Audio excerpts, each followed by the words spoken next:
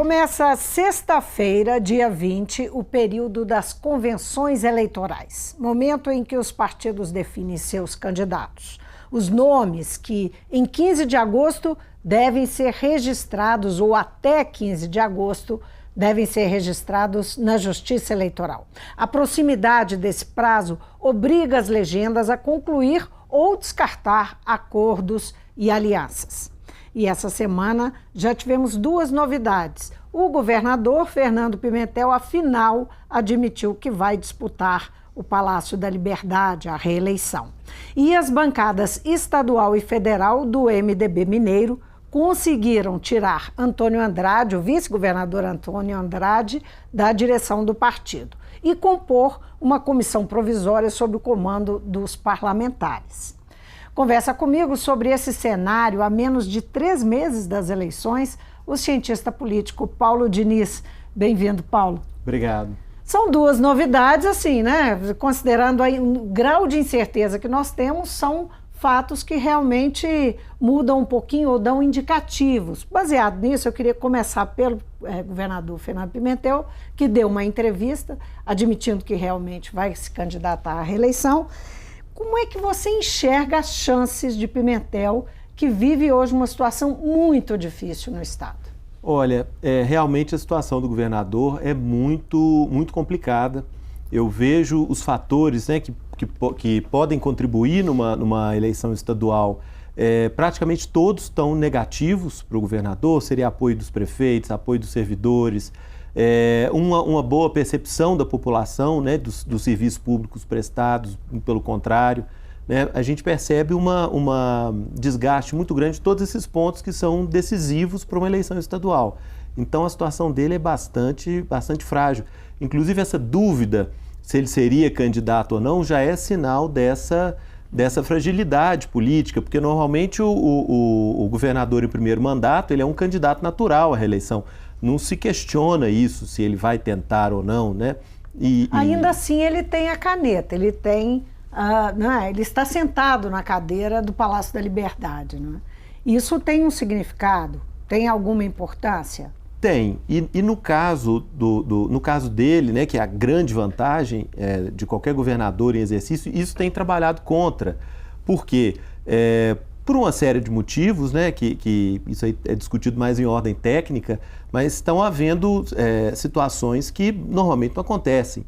Né? Repasse de recursos para os municípios, pagamento dos servidores já aconteceu, de ser pago com atraso, então não é bom, mas também não é uma novidade, mas os repasses de recursos para os municípios... O atraso nos repasses. O atraso nos repasses, isso é inédito e é um desgaste fora de proporção. Então, nesse caso, estar no governo para ele é uma desvantagem e não uma vantagem.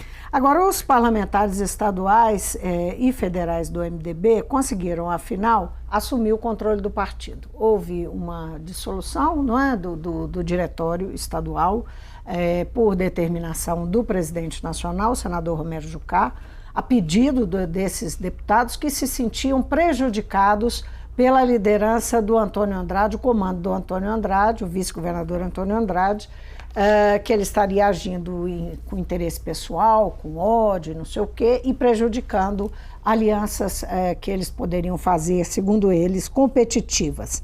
Agora, o que significa, de fato, na sua opinião, essa sob nova direção do MDB, né? Para que lado, que rumo o MDB deve tomar a partir desse evento? Olha, o MDB tem aquela característica que eu gosto de falar, que é uma vocação para a PRM, que era o partido único que nós tínhamos, né, no período de República Velha, aquele partido enorme e que é cheio de facções e ideias diferentes ali, que você nunca sabe para que lado ele vai. Na verdade, quando isso acontece, ele vai para todos os lados, né? Você vai ter grupos ali, facções que vão se dividir e que vão apoiar candidatos ou posicionamentos bem distintos. Isso vai conviver dentro do MDB. Inclusive nas disputas majoritárias, no caso do governo do Estado, você acha que o MDB racha? Eu acho que não pode não ser um racha oficial, apesar de que está caminhando para isso, né, para judicializar e tudo mais. Mas normalmente, eu digo no dia a dia, no andamento da campanha, no contato com com o eleitor, eu acredito que essas divergências internas vão trabalhar em torno dos seus próprios interesses. E o que pode parecer uma coisa ruim, né, um partido inconsistente, mas isso tem se provado no longo prazo como positivo, porque é o partido que ele consegue participar de vários governos, ele consegue... positivo para o MDB. Para o partido, institucionalmente. Isso aí depende de quem olha. Né? Exatamente. Então, é positivo no sentido, né, histórico deles conseguirem estar sempre ali presentes, né, e representados. Agora, eu acho que essa disputa, né, do comando do partido, isso sim vai determinar qual lado o partido vai oficialmente, o que vai incluir, né, o recurso institucional do partido, tempo de televisão e uma série de coisas. Que é um fator muito importante. Sim, né? Quer dizer, importante. tem ali, aventa-se vários caminhos que o partido poderia tomar. Por exemplo, uma reedição da eleição com o PT, ou uma aliança com o DEM. O DEM que hoje tem como pré-candidato o Rodrigo Pacheco. Que até pouco tempo atrás estava no MDB, né? Que estava no MDB, que é que poderia tornar a candidatura dele de fato competitiva, porque por enquanto não é o que as pesquisas indicam, não é? Mas o tempo de TV pode colocar ele nessa situação, não? Sim. Se houver aliança com o sim. MDB. O MDB, ele unido, ou uma boa parte dele unida, principalmente em Minas Gerais, ele é um fator decisivo para tornar uma candidatura competitiva, né? O Rodrigo Pacheco, sim, ele vai passar a ser um dos favoritos se ele tiver apoio oficial do partido ou da maior parte do partido, porque o MDB é o partido que ele está presente no estado inteiro, tem o maior número de prefeituras e contatos com ex-prefeitos, presidentes de câmara. Isso é uma estrutura formidável, né? Que inclusive foi muito responsável por eleger... Mesmo rachado, ele é um bom parceiro? Olha, ele é um bom parceiro de qualquer forma, do ponto de vista eleitoral. Se ele tiver unido ou com boa parte dele ou oficialmente com o candidato, então é um parceiro assim, cobiçadíssimo. O governador Pimentel, ele ganhou muito com essa aliança em 2014 para expandir o nome dele pelo interior, que ele era conhecido principalmente na região metropolitana né, com destaque, né? Por que o MDB seria um bom parceiro numa reedição com o Pimentel? Porque, do ponto de vista, será que seria para o PT? Olha, tão significativo, por exemplo, como é para o DEM? Olha, eu acho que a questão do governador Pimentel, isso vem de um desgaste muito longo, principalmente, né, com a bancada aqui na Assembleia, que já vinha sinalizando alguns pontos de atrito, e o governo, né, não se moveu para corrigir esses atritos. Isso veio se arrastando pelo ano passado todo, de coisas menores e que foram, né, ficando grandes, mas até o rompimento oficial, a coisa de acho que 2 ou 3 meses atrás.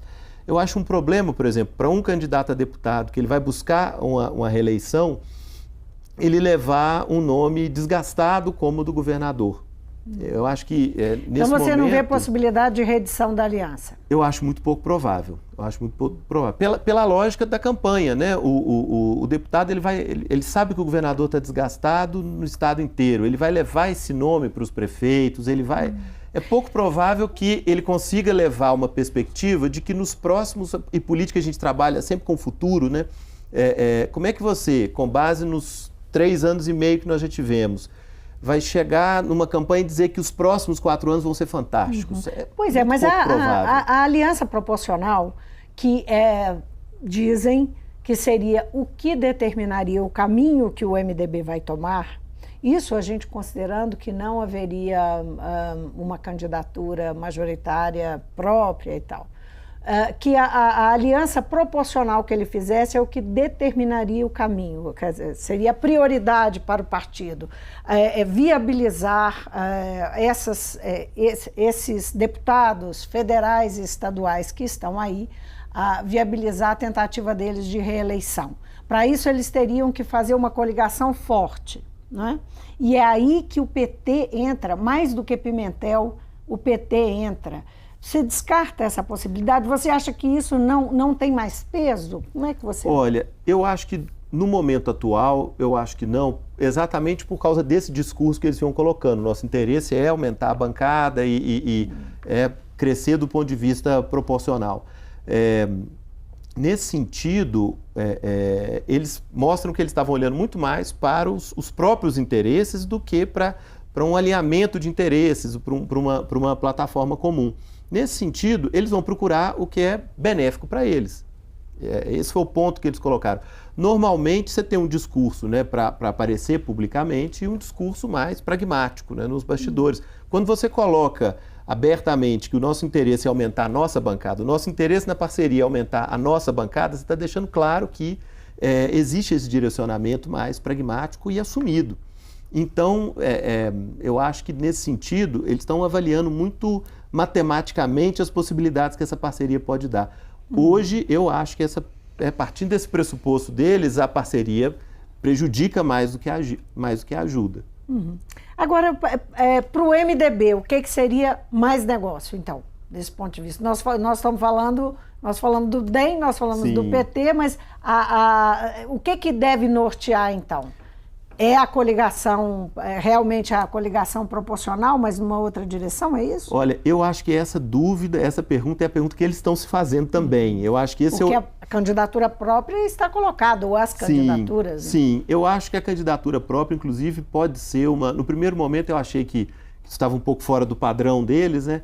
Mas eu acho que a candidatura própria pode alavancar muito a posição deles, por exemplo, no segundo turno.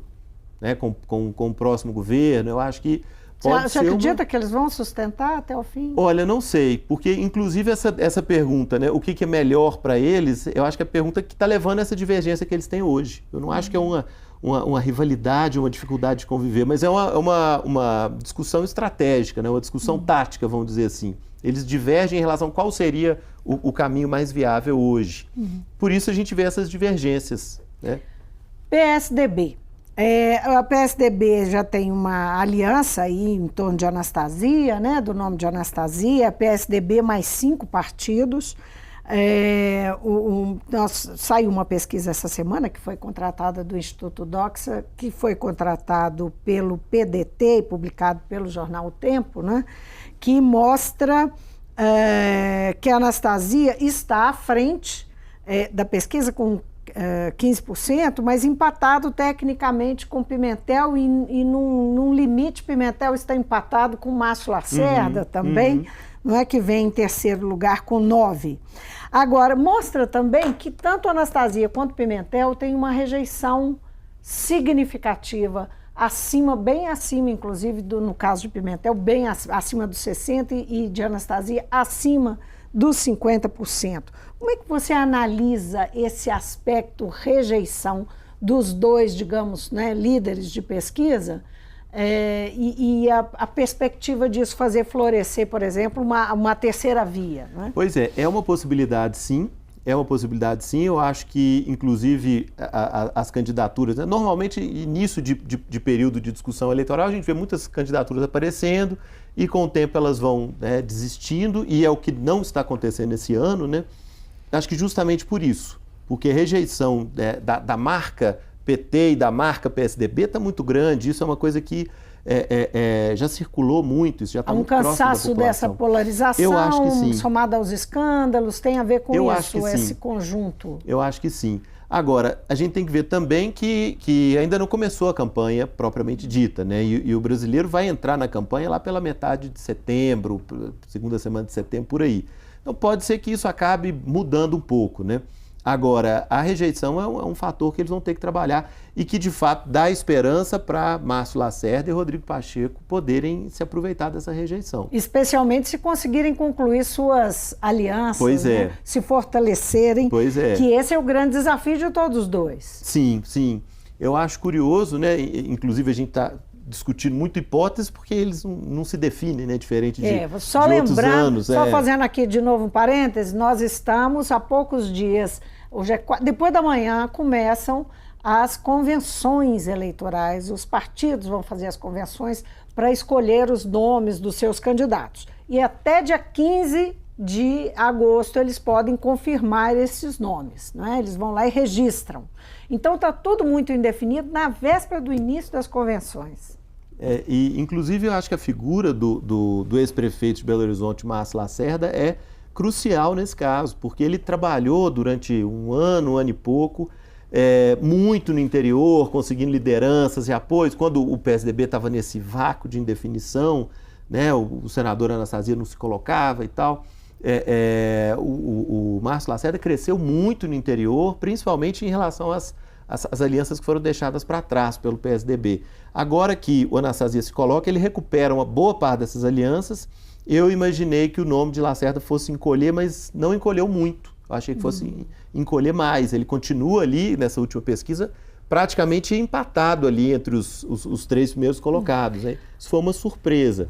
Agora, existe também essa indefinição se ele vai participar de alguma chapa nacional. Justamente, nós estamos aqui falando desses nomes e falando das possibilidades de aliança e tal, mas nós sabemos que as negociações, as conversas nacionais, as articulações entre os partidos para a disputa à presidência influenciam muito no jogo estadual, não é? Então vamos falar um pouquinho sobre PSB especificamente.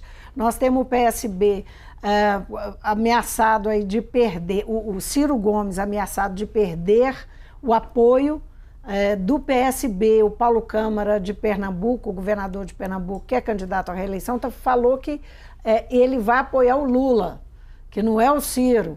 Né? E o Ciro já havia, Márcio Lacerda já estava talvez sendo cotado para ser vice. Né? Esse é um dos cenários que a gente tem aí. Né?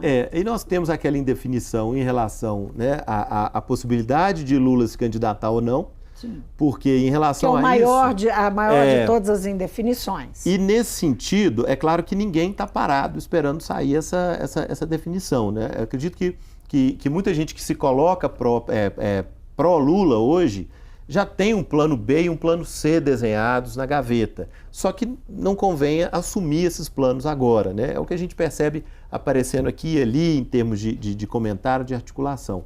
Eu acho que quem se coloca hoje, né, principalmente quem não é do PT, quem se coloca partidário de Lula, já tem um plano B muito bem definido. Por quê? Né? Nem é do mesmo partido, não tem porquê, né, correr esse risco que seria próprio do PT. Né? Enfim, eu acredito que essas negativas a gente tem que ler com uma certa ressalva, porque muito provavelmente isso são declarações assim, né? Bem mais de princípios do que de coligações.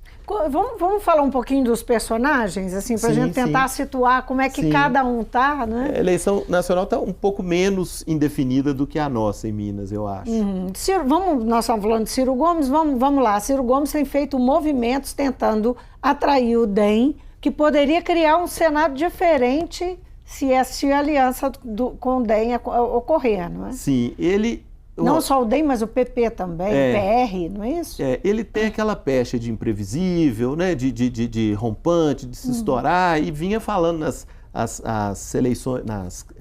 entrevistas mais recentes, né, ele estava mais tranquilo, mais apaziguado. Aí aqui na reunião dos prefeitos, no Congresso dos Prefeitos, ele largou o evento pela metade. Enfim, ele mostra, né, que tem ainda esse pavio curto, o que em um período de articulação isso é delicadíssimo, né? É um perigo imenso. Imagina você estar com o público, a plateia mais cobiçada do Brasil, que são centenas de prefeitos do segundo estado mais populoso, você levanta e sai pela metade, isso coloca uma indefinição muito grande, não só em relação ao que ele vai definir no final, mas o que os aliados em potencial estão pensando, né? Vale a pena, né, coligar com ele. Mas ainda assim você tem uma centro-direita aí levantando a possibilidade real de apoiar Ciro Gomes. Isso significa que o campo da centro-direita está com muitas dificuldades, não? Sim, está com dificuldade, mas é aquela história, eles têm... Por que essas dificuldades? Porque não surgiu um candidato com apelo pessoal, né, com carisma pessoal nesse centro. O que é muito forte dentro do Congresso, esse centrão, uma bancada de quase 300 parlamentares, isso não se refletiu, eles não conseguiram produzir uma figura, né, que tivesse carisma e conseguisse atrair a população. E o Alckmin é um problema para eles? Não conseguiu, né? Ou não é uma solução? Ele não conseguiu se colocar como essa figura de centro. E aí começa a esbarrar em articulações regionais, estaduais, partidárias, e aí começa a tropeçar nessas coisas. Ciro Gomes também está tropeçando um pouco, porque ele próprio, né, não decolou nas intenções de votos e ainda mostrou essa imprevisibilidade dele, né? Então, o centro não produziu uma figura e também não consegue trabalhar com as figuras disponíveis, né? Agora, Jair Bolsonaro tem pelo menos mantido o desempenho dele. Sim, sim. Não é? Se ele não avançou significativamente, ele tem mantido o desempenho. E é um desempenho para alguém que não é conhecido nacionalmente, nunca teve um destaque por conta própria, não é um apresentador de televisão, um esportista, alguém que tinha um palco próprio, né? Que é um pouco surpreendente. Ele parte de uma base muito grande e ele está colocando muita leitura teórica assim, em segundo plano, porque ele tem frustrado previsões aí de que a candidatura dele, o nome dele não ia crescer e tal, até esse ponto. Então é uma figura, eu colocaria quase como imprevisível do ponto de vista eleitoral. O presidente da CNI, da Confederação Nacional da Indústria, deu uma declaração ontem dizendo por que não. Eu acho que ele faz um pouco de meio de campo com isso, sabe? Evita um inimigo futuro, porque o discurso econômico, né, o conteúdo do discurso é praticamente nulo. E ele tem sido alertado a esse respeito, né? Isso tem sido a principal crítica em cima dele, e ele não trabalha em cima disso, né? Não procurou se informar, parece que ele está formando uma equipe, mas ele mesmo ainda não tem como colocar as posições. Então, para quem é do setor produtivo, para quem é do mercado, para quem precisa de uma certa estabilidade para planejar, ele é uma das piores opções. Agora, Marina Silva se sustenta aí na posição de sem Lula, segundo lugar. É um patrimônio que ela já construiu. Né, na terceira eleição, está mais ou menos ali dentro do público que é o público dela mesmo, né? A questão é que ela não mostra nada diferente agora que ela não tenha mostrado antes, né? Ela precisa mostrar alguma coisa nova para ela ir além do que ela fez em 2010, 2014. E até agora nada. Agora, só para a gente terminar, que nosso tempo já foi, com esse cenário tão incerto, tão indefinido, mesmo as convenções, o resultado das convenções tendo que ser registrados até 15 de agosto, a verdade é que a Justiça só vai se mexer para decidir sobre o Lula depois do dia 15 de agosto, que é quando o registro da candidatura dele ocorrerá. Se mantém-se um cenário muito duvidoso e não tem nenhum nome importante, significativo que se projete até lá, Lula tem boas chances de transferir votos e o candidato que o PT lançar ser competitivo? Olha, aí são duas dúvidas em uma, né? Porque o PT sempre parte dessa base de 30 e poucos por cento, desde 89 ele tem essa base e não quer dizer que ele vai ganhar em cima disso. Já perdeu partindo dessa base, já ganhou em segundo turno por isso aqui. Então existe uma falsa impressão de que está numa situação confortabilíssima, o que não é. Então a primeira dúvida é se o PT consegue, no período eleitoral, avançar a partir dessa base que é dele, que é uma dúvida, né, considerando o que aconteceu nos últimos anos.